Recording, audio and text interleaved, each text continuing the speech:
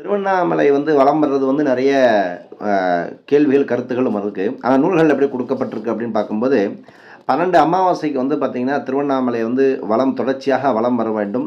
நெய் தீபம் அல்லது கற்பூரம் கோயிலுக்கு முன்னாடி ஏற்றி நீங்க வழிபட்டா போதும்.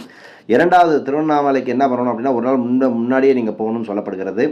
தேய்பிறை சதுர்த்தி அன்னைக்கு அன்னைக்கு பார்த்தீங்கன்னா, பிள்ளையார் அந்த வழிபாட்டுடன் ஆரம்பிக்க வேண்டும் என்று சொல்லப்படுகிறது. அமாவாசை வரை இதை பண்ணணும் அப்படிங்கிறதுக்காக சொல்லப்படுகிறது. அதாவது தேய்பிறை அன்னைக்கு சதுர்த்தி அன்னைக்கு ஆரம்பித்தோம் அப்படின்னா, அமாவாசை வர வரைக்கும் இதை பண்ணிட்டு வரணும். மாலை சாயங்காலம் 4:30 மணிக்கு மேலே கிரிவலம் ஆரம்பிக்கலாம். பெரிய கோபுரத்தில் ஆரம்பித்து பெரிய கோபுரத்தில் முடிக்க வேணும். தினமும் கிரிவலம் வர வேண்டும். 12வது நாள் அன்று தன் வயதளவு நெய் தீபத்தை ஏற்றணும்.